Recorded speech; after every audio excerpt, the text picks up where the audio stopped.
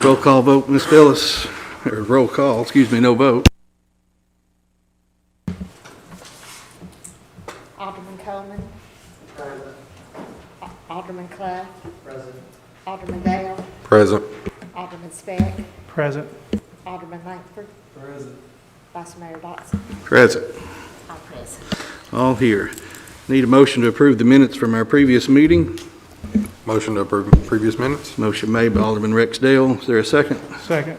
Second by Alderman Chris Speck. Any discussion? All in favor of the motion, let it be known by saying aye. Aye. Opposed? Motion carries. Any additions or deletions to the agenda that we have before us? I have one. Add Tommy Rooker to the BZA as item number 6, if you would.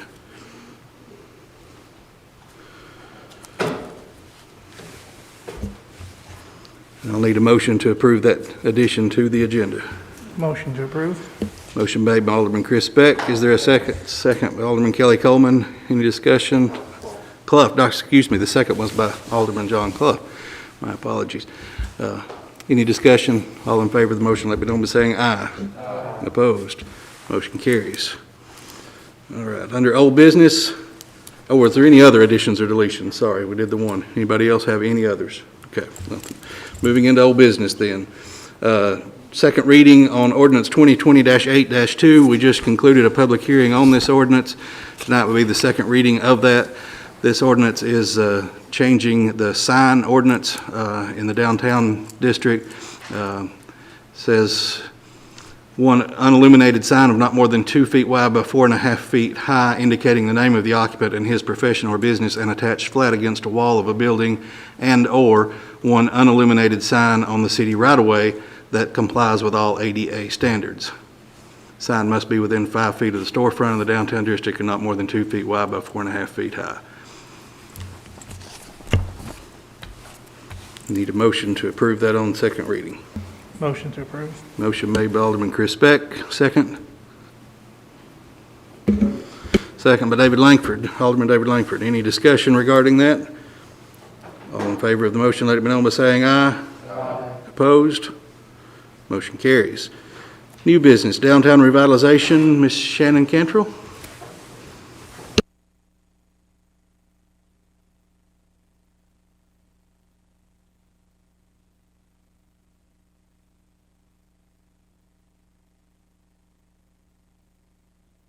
Time. I'll be happy to.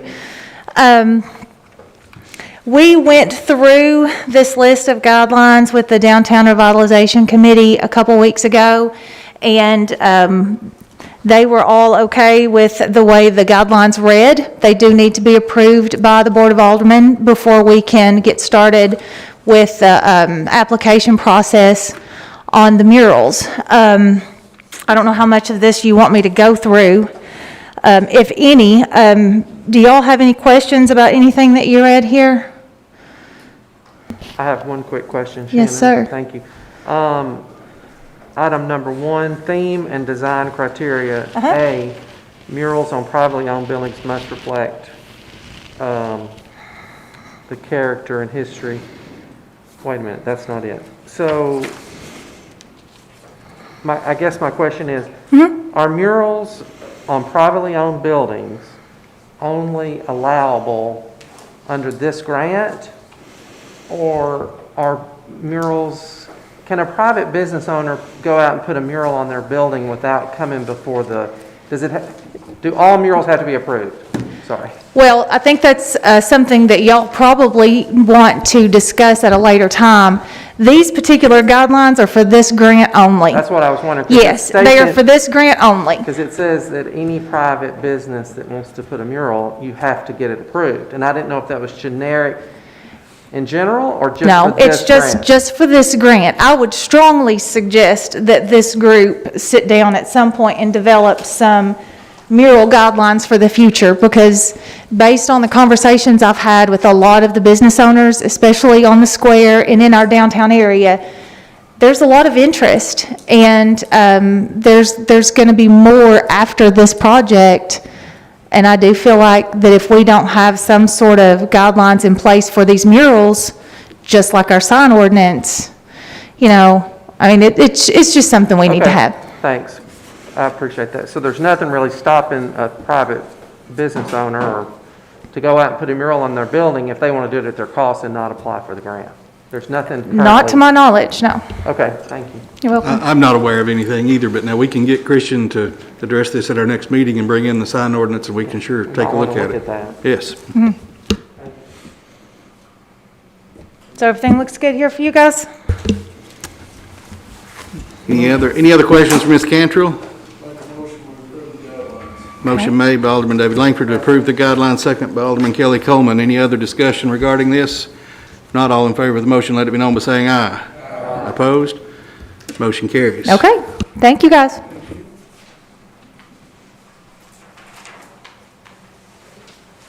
I noticed that Ray Evans has zoomed in with us. Did you have something from downtown as well, Ray, or?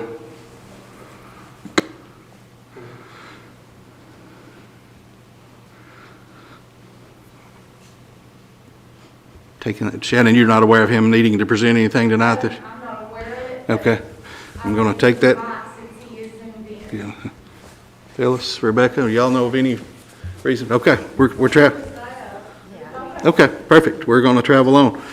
Item number 2 under new business, natural gas update. Mr. Alan Lingerfeld of Symmetry Energy Solutions. Mr. Lingerfeld, welcome. Please press your little button up there to activate your microphone. All right. Good evening. Thank you for letting me come and visit with you, give you a little bit of an update, kind of some history, last 9 months, some current issues, and some future issues that you may want to be cognizant of. I ran a report for the last 9 months. A lot of folks, you know, with COVID and everything, we've had a decline in usage, concerns overall with the industry shutting down, businesses shutting down.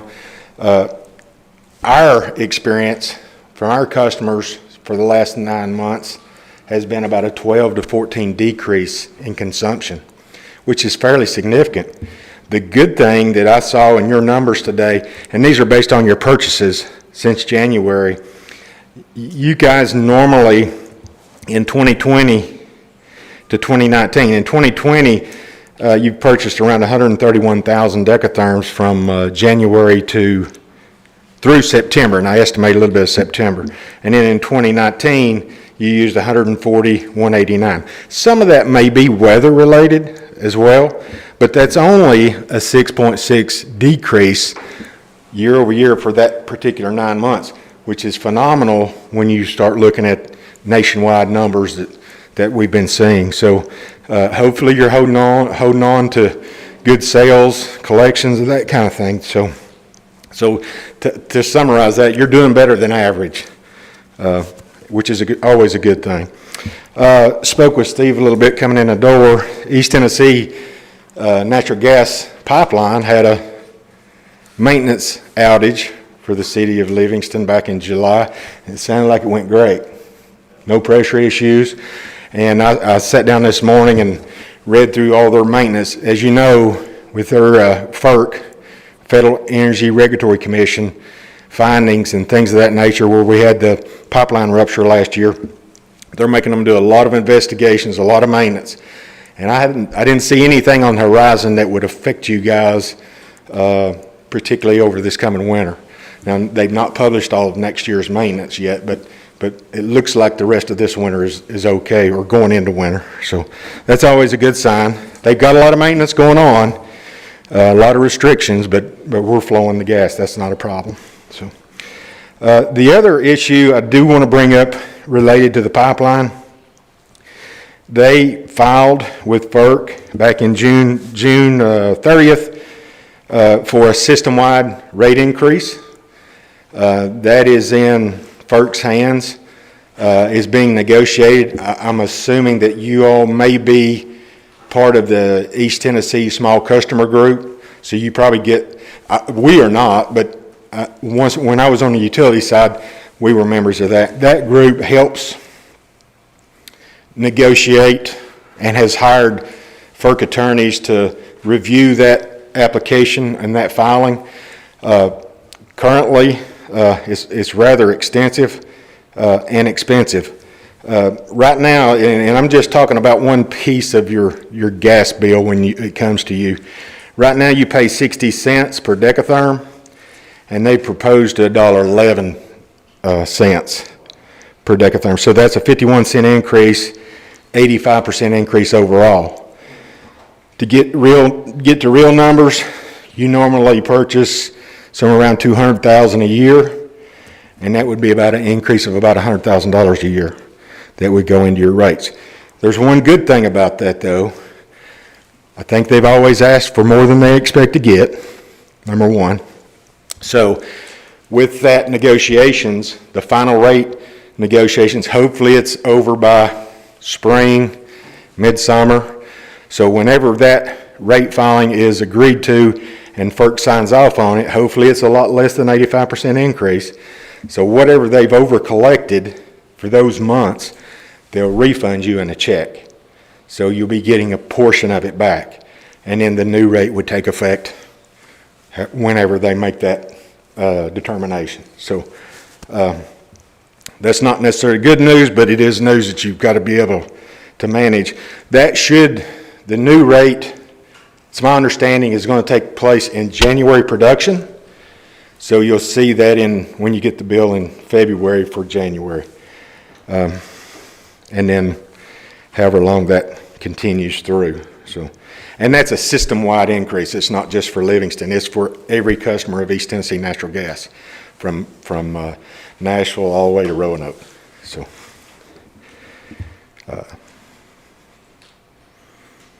current situation, natural gas, it's been very low this summer because of COVID, because of all the decrease in demand.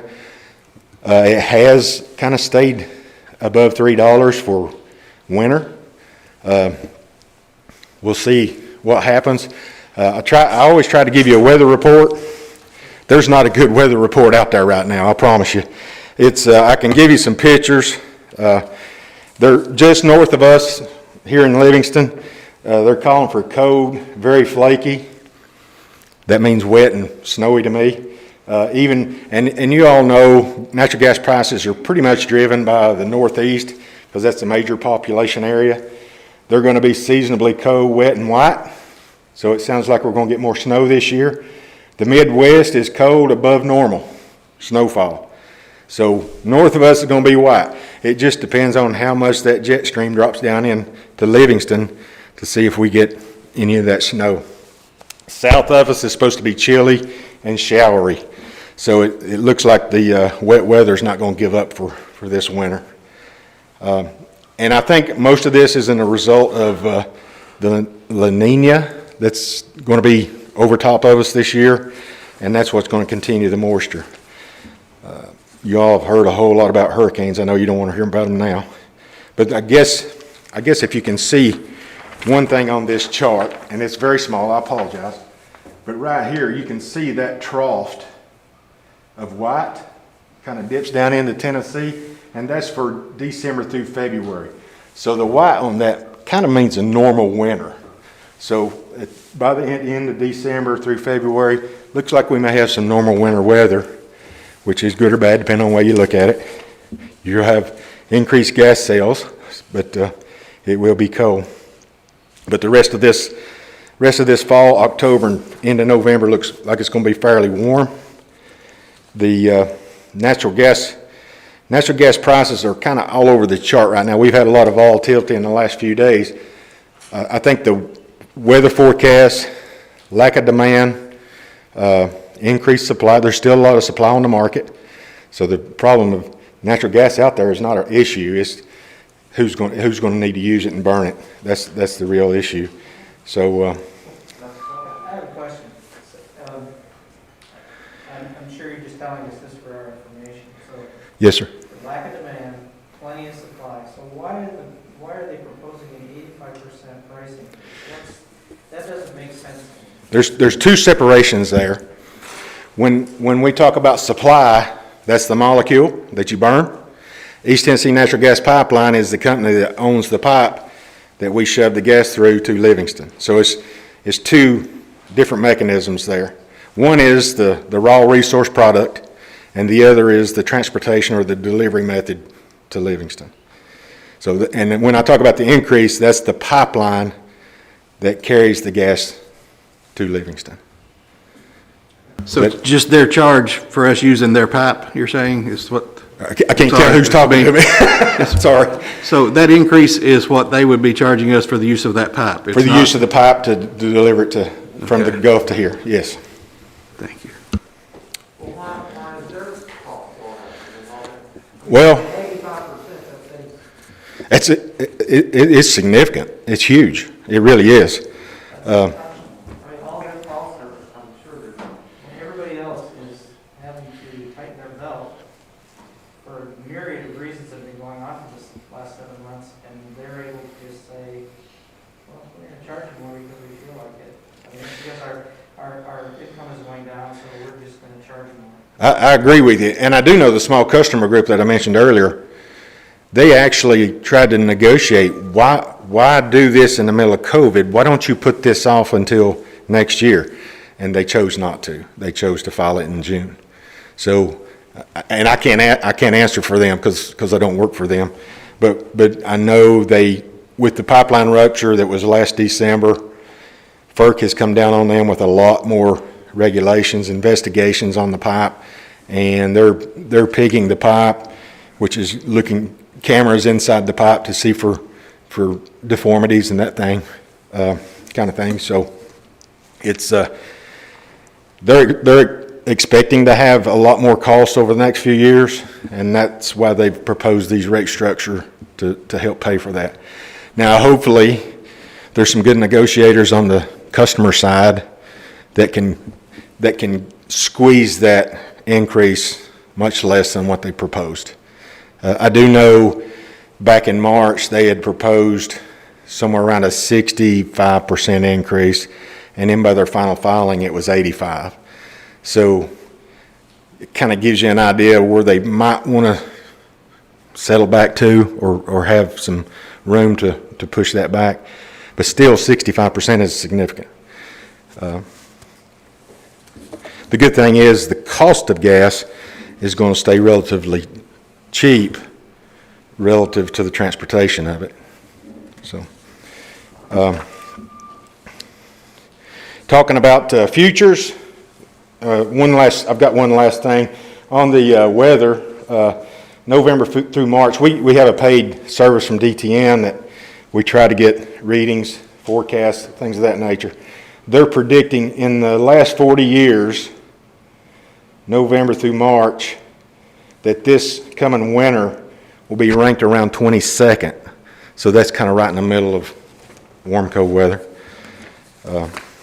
Good news, natural gas forward markets. And this is something that hasn't happened except for the last several months, maybe say the last year.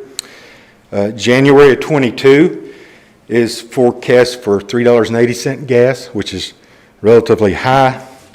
If you compare that with a couple of years ago, and I've got that right here.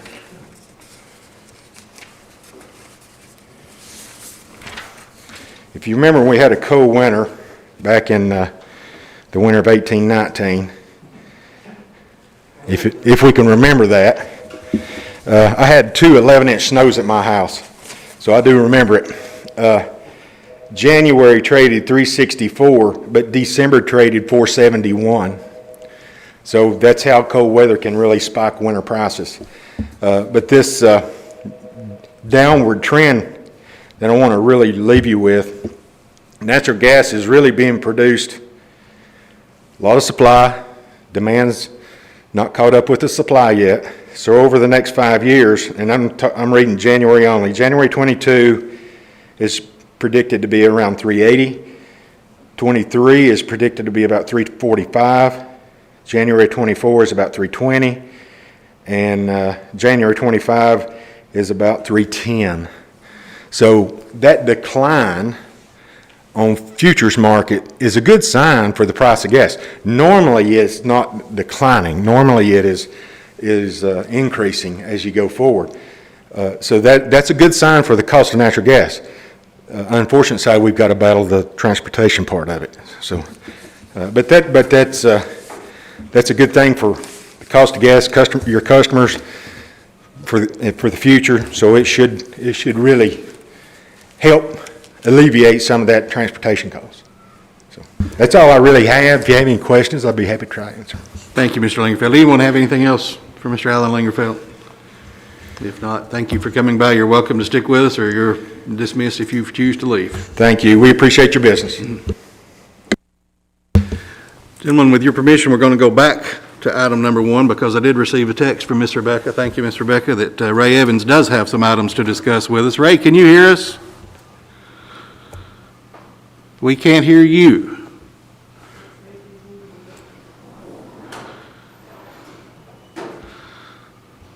Still not hearing you, Ray. Do you have a mute button there that you can push, Ray, on your end?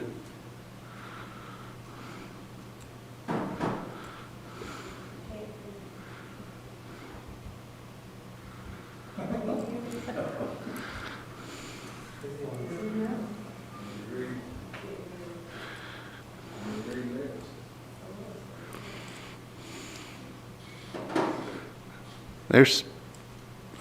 Muted. Oh.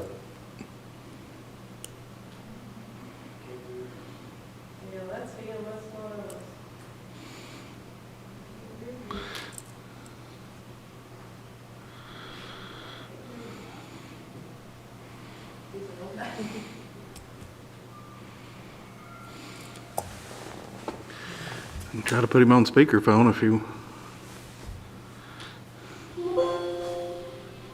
Am I still muted? Oh, no, we got you now if you can hear us. Amazing.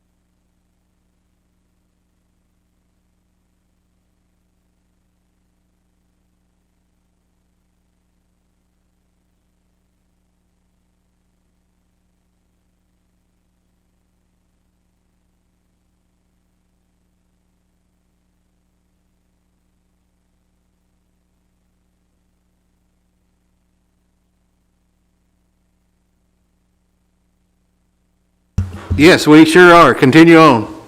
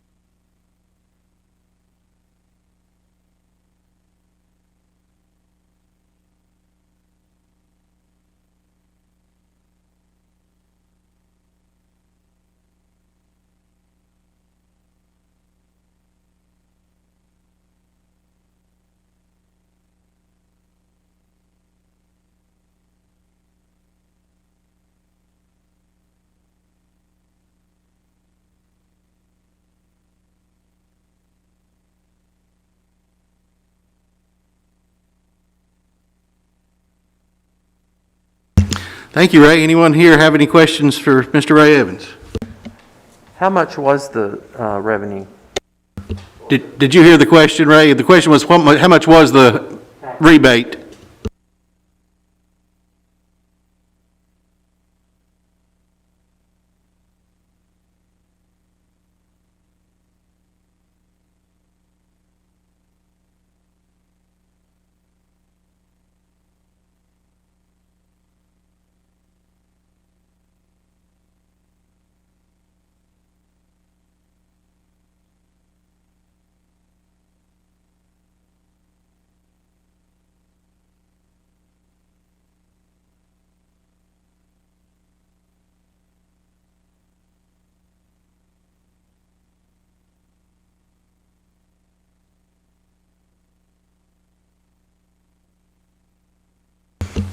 Great news. Not sure if you're hearing us, but great news. Thank you. Anybody else have anything for Mr. Ray Evans?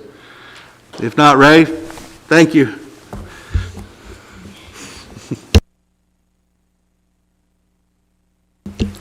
All right, back to the agenda now. Item number 3 is appoint Shirley Myers to the BZA, which is Board of Zoning Appeals.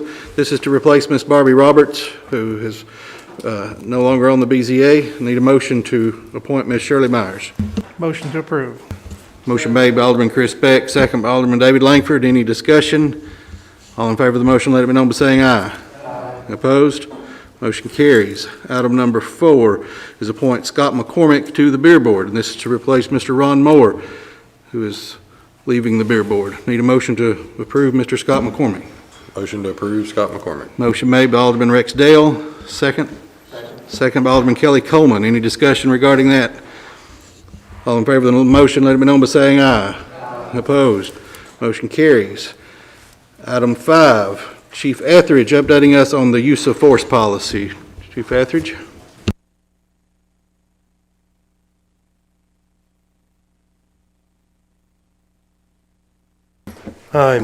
We should have in your packet a copy of the updated revised policy and procedure for the PD regarding use of force.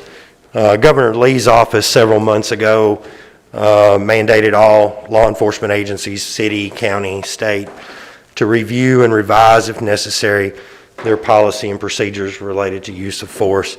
And then also adding a section that's never been done before. It's always been unwritten, but it was duty to intervene. Duty to intervene basically if one officer was too overzealous or obviously violating the law, another officer has a duty to intervene, period. And then to write a written report, it's not subjective, it just says you have to do that. So that's basically what we've done. Want to have any questions for Mr. Etheridge regarding this? If not, I'll need a motion to approve it. Chief, just one quick question about chokeholds. Is that still in your policy that they would only be used? Our original policy said you could not use a chokehold unless deadly force was authorized. That's i.e. you're in a firefight or you're in a fight for your life, you'll do whatever you can do. That is still the same. Chokeholds can only be used if life and danger is where we're at. Anyone else? Not, I'll accept a motion to approve the policy. Motion to approve. Alderman Chris Beck made the motion. I don't know who was it. David Langford's raising his hand to second the motion. Any other discussion? Not all in favor of the motion, let it be known by saying aye. Aye. Opposed? Motion carries. Item number 6 is to appoint Tommy Rooker to the BZA. This is replacing Mr. Ron Moore on the BZA. Need a motion to accept Tommy Rooker for that position. Thank you. Alderman John Clough made the motion, second from this area. I'm not good at this. David Langford seconds. Any further discussion regarding it? If not, all in favor of the motion, let me know by saying aye. Aye. Opposed? Motion carries. No other business before this council. I need a motion to adjourn. So moved. Kelly Coleman makes the motion. Is there a second? Second by Alderman Rex Dale. All in favor of the motion, let it be known by saying aye. Aye. Motion carries. We are adjourned.